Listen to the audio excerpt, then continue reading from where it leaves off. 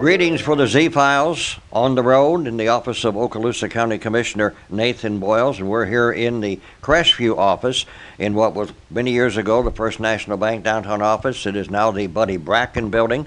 Thank you, Pat Holleran, for all the work she did in those years with Jake to negotiate to get all of this space, and she got lucky because she got the room with the big vaults downstairs for the supervisor of elections, so all those records are great.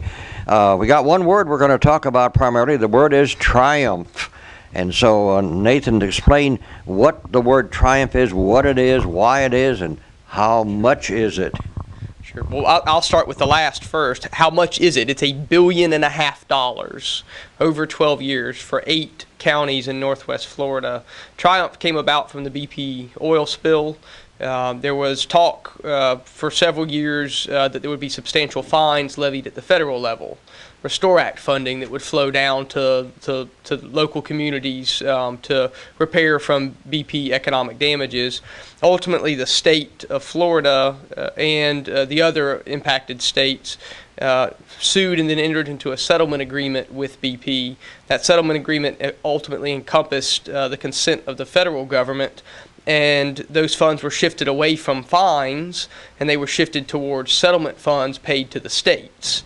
And what that meant for BP, of course, was that they could get the tax write-off advantage from paying settlement damages where they could not if those were fines. What it meant for local communities, that the dollars were funneled away from the established Restore Act process and were funneled to the state. And so we then had to go through a process of fighting at the state level, working with our legislative delegation to try and ensure that those dollars stayed in Northwest Florida. And the result of that was the Triumph legislation. Okay.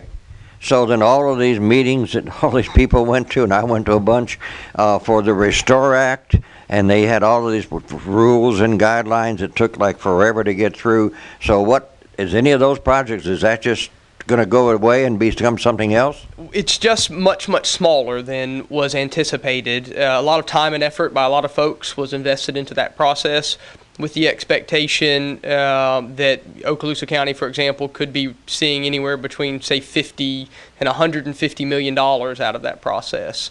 And that amount of money is now going to be far less, and it's being dribbled out over an extended period of time, and I don't recall offhand, I think it's about 20 years.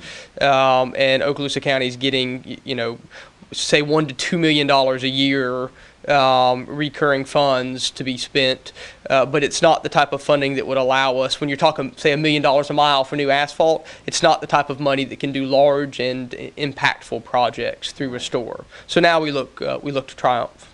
Now, who is Triumph and how was that created? Triumph is a not-for-profit corporation established by the state legislature. When we started this adventure, I didn't know that the legislature could and did establish corporations, but it does. And so Triumph is governed by a board of directors.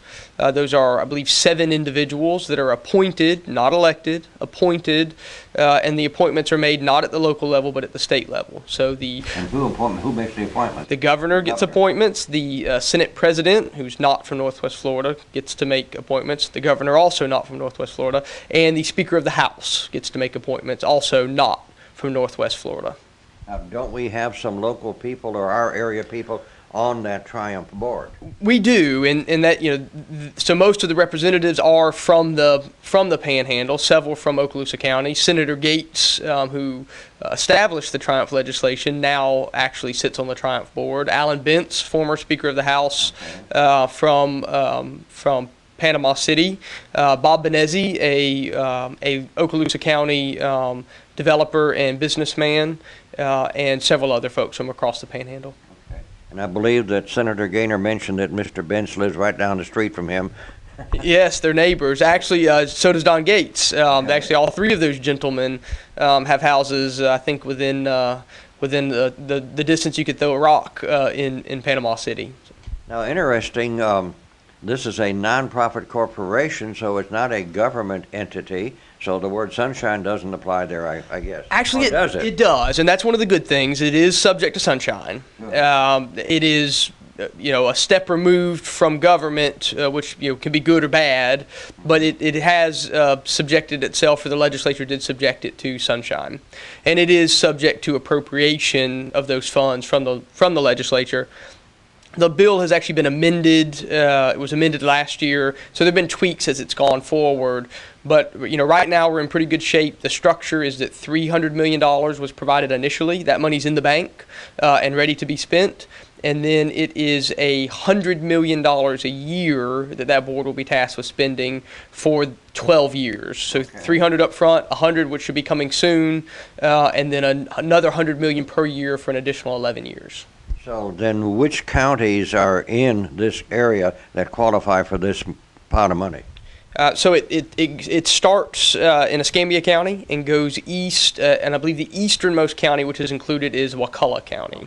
And so Escambia, Santa Rosa, Walton, Okaloosa and Walton and Bay are all included. Okay.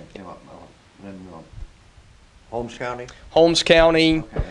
Jackson County? I believe Jackson County is not included.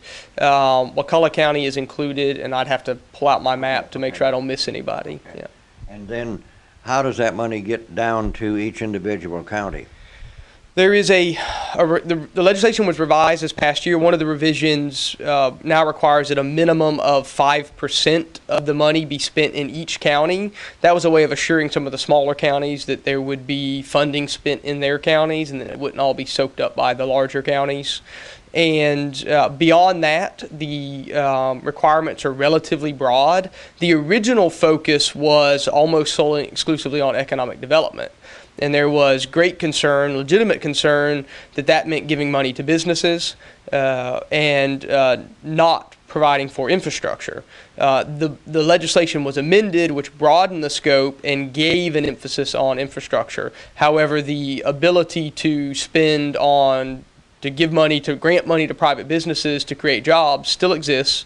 And that is, in the meetings I've been to recently, that still tends to be the focus of the appointed members of that board. And not surprisingly, many of them were appointed by the governor. The governor was elected 7 years ago on a jobs platform. Well, of course, Okaloosa County, now is the money based on a ratio of the population of each county, or how is the money divided up between, is it 8 counties? It's 8 counties, and it is beyond the 5% allocation that's required to be spent within the county, not given to the county, but be spent within the county. Beyond that requirement in legislation, there is no requirement. It is at the exclusive discretion of the members of the board of the private, not-for-profit corporation established by the legislature. Okay. So we have some former Okaloosa County people on that board, but don't live here now, I guess, and Senator Gates. And I don't know, Senator Gates, I don't want to misspeak. I know he owns a house in Niceville, and I think he owns places across the Panhandle, and so he may well still be a resident of Okaloosa County. Okay. I'm not sure where he hangs his hat most. So then the county commission doesn't get any say-so on how this money is spent, or they get input? With regard to the 5%, we are supposed to be consulted by Triumph. Our decisions are not binding. And Triumph ultimately will make the decisions as to how to spend the money. And that has led me to reach out to the constituents to try and build momentum, build pressure, frankly, on the members of Triumph to do what I think is the right thing and focus these dollars on infrastructure and not on grants to private businesses. So in essence, like people get said, write your congressmen, write your representatives. Can people email or write these board members and say, look, we want this project? Absolutely, and I would encourage folks to do that. What I've doing, it's a bit hard to track down these individuals. They are, from various walks of life and industries, and they have other obligations. And so Triumph is evolving. It has a very limited staff at this point, and so it's a bit difficult to track them down. What I actually did is published an editorial recently, and I've been providing my email address and encouraging folks to provide me their commentary. We're compiling that. My office is compiling that. We're going on probably nearly 200 sets of comments now from citizens, and we're going to be presenting those in a summarized format to include the actual comments from every individual and presenting those to the members of Triumph here in the next several weeks. Well, your letter to the editor, which the Daily News printed, and I know that you put your email list out with it. I gather that some of the people who come back to you, there's at least one guy from South Walton County who's well known nationally. He's well connected to the White House, I think, and he has reached out to you to give you some thoughts.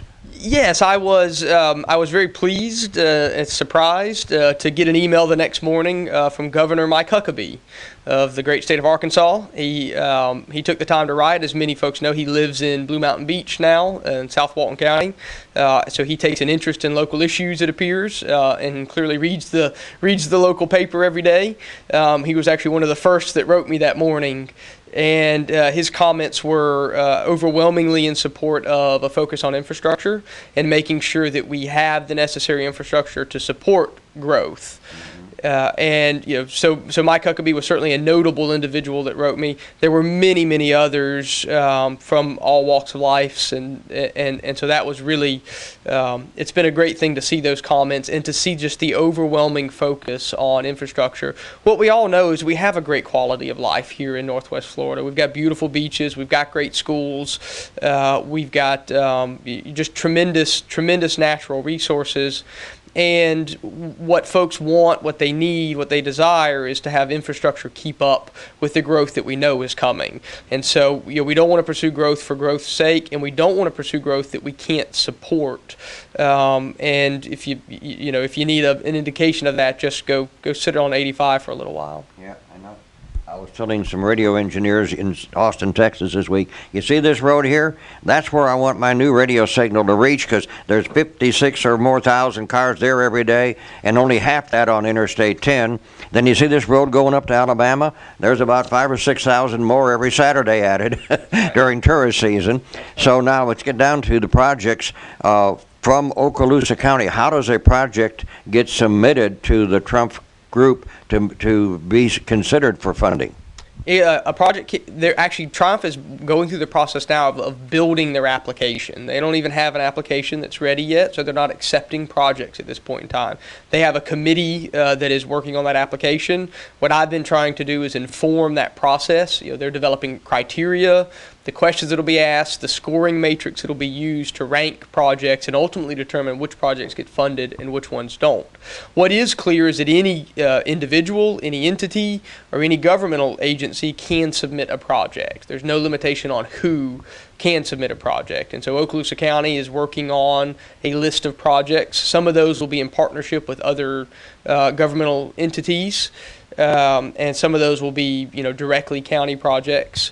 The school board certainly will have many projects that it will be submitting, I suspect, and there'll be a process once it's delineated. I think you'll see a rush from, I suspect, many hundreds of applicants to submit projects. So again, the dollar amount that Okaloosa County projects might could see, is that just within a piece of that whole big pot? That's right. It is somewhere between the 5% and 100%, and so certainly we want to make sure that Okaloosa County gets its fair share. Actually, I did a little bit of math, and on a population basis, Okaloosa County is about 20% of the population of the area of the 8 counties. Okay. And so on a population basis, and again, that's not how it's required to be spent, but if you just want a kind of a good guesstimation, that would be $300 million. Yeah.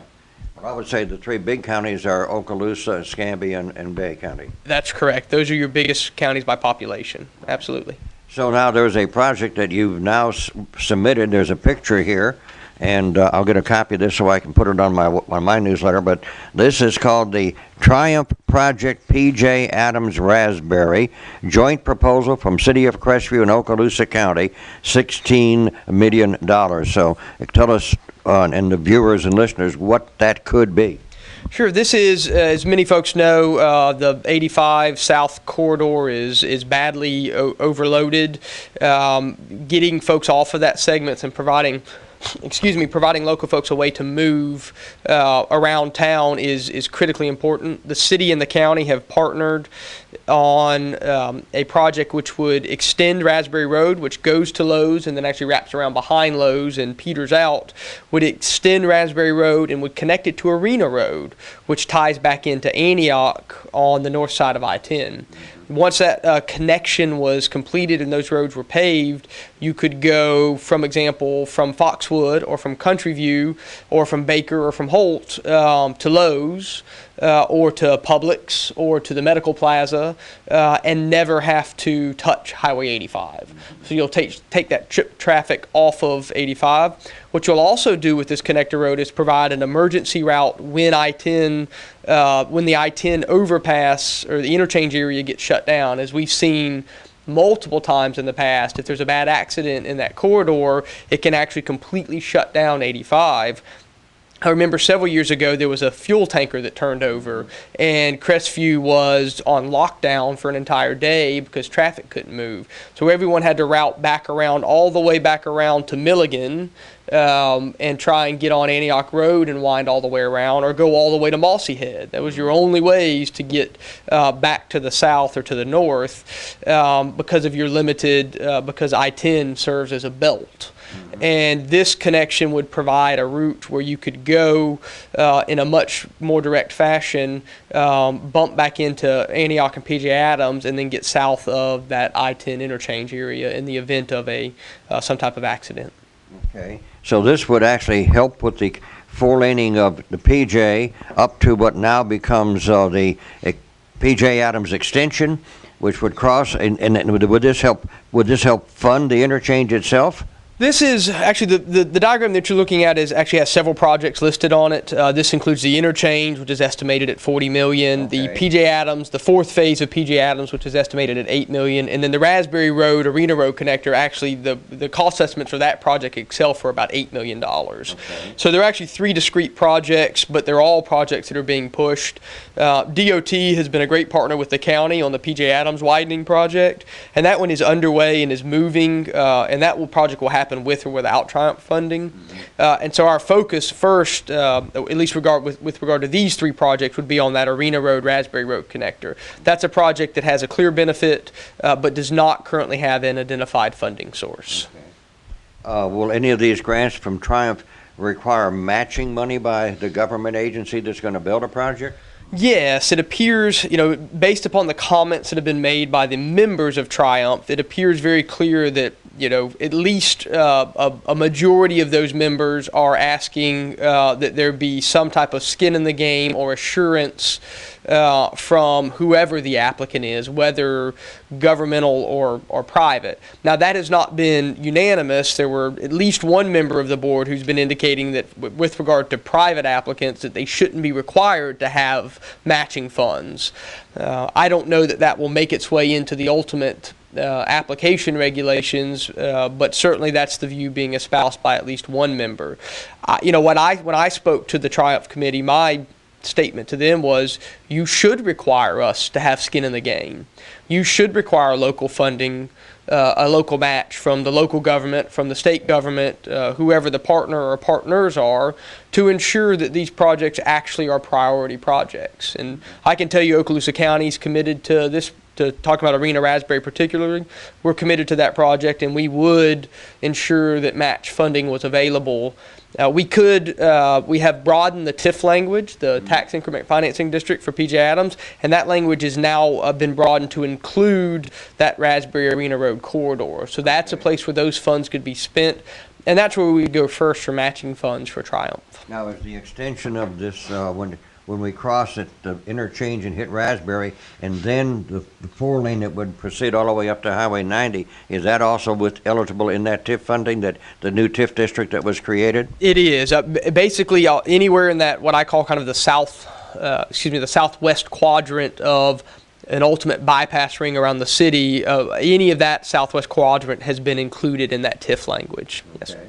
Now, are there any other projects in the county that are being prepared to submit to, of course, obviously you can't say, here it is, here's our packet of what we want to do yet, but are there other projects in the in the early stages of being developed? Yes, absolutely. And the biggest one, both by dollar value and by impact to our county, would be a bypass loop around the city of Crestview. So we've talked about some pieces of that, but really the biggest challenge, the biggest chunk would be an eastern alignment, an eastern route around the city of Crestview. And there's folks frequently cite to Dothan as a great example of a bypass that resulted in economic development. Go look at go look at Enterprise. That's right, and so those there's a clear link to economic development, and so you could be looking at a project in the range of $300 to $500 million in total funding, and Triumph won't pay for all of that, but I'm optimistic, and I'm working very hard right now with our state partners. In fact, met with Senator Gaynor last night, and working with our potentially with our federal partners and with the city and with our Air Force, our Eglin partners, to develop a plan that is a route that everyone can agree on, that is feasible, and that everyone can kind of pitch in and have their own piece, and that hopefully within the next 6 months we'll develop a very powerful project proposal, and one that Triumph would, I think, I hope, have difficulty not funding. Oh, good. Now, the Triumph board meets then from time to time. They meet in a specific date and time and place, and are these government meetings that probably nobody but the participants and the media maybe show up, and maybe the media doesn't even show up? I don't know. I've not been to one yet. Actually, not much in the way of local media, to be honest. The Florida Channel was there at the last meeting, so they've been paying attention, which probably should worry us. That means that there are folks at the state level who are interested. You go to Tallahassee and you start waving around a checkbook that's got $1.5 billion in it, people pay attention. Yeah. And that's been one of the challenges. Every time this legislation comes up for discussion, there's an effort for some portion of the state or state government itself to pull a little more off the top. And in reality, it was far more than $1.5 billion that came to Florida. A large chunk is gone to the state treasury, never to be seen again here in Northwest Florida. And so we're fortunate to have gotten the $1.5 billion we did, but we have to constantly protect that. But so to answer the question, the Florida Channel was there. There were a number of consultants who were looking for work who were there. There were a couple of folks who have some great ideas for projects that were there. But as far as public participation, not very much. Does the Triumph Board have a website that we can tell people to go look at stuff on? I believe they do. Again, they are very, still trying to get themselves organized. They actually were formed, but they weren't funded initially, and so they had to work on gratitude from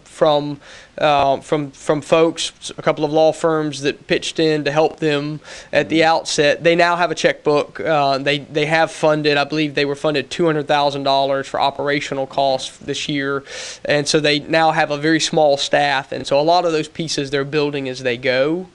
And their meetings are not regularly scheduled. I think they meet on an as-needed basis, approximately monthly. They have been moving those around. Their last committee meeting was in Destin. Now, finally, I guess you want people to send you emails or letters. So, what email address do you want them to contact you at? So use my county email address, which is a bit lengthy, but it's nboyles. That's NBOYLES at co.okaloosa.fl.us. We'll have that up on the screen many times for you folks. So the right thing you can do right now, if you're out there and you're hearing about this and you say, wow, maybe that would help get this part of the bypass, maybe the east, I know the folks from Anderson, Columbia are going to really push, they want to build that road, and you can certainly see a lot of viability to a bypass that came around on the east side, crosses the interstate, maybe another interchange, and then gets up by the airport area, comes right through Shoal River Ranch area probably. For the potential for growth and jobs on that side would be amazing. So that would be something to do. So again, email Nathan, tell him, hey, I'm all for you, I support you, and we'll keep you informed on the radio and on the Z-Files when any of these meetings are going on. And I see that all the time I spent going to the Restore Act, it was merely a lesson in how to be patient going to government meetings. Okay, Nathan, thank you for your time today. I enjoyed it, Cal. Thank you so much.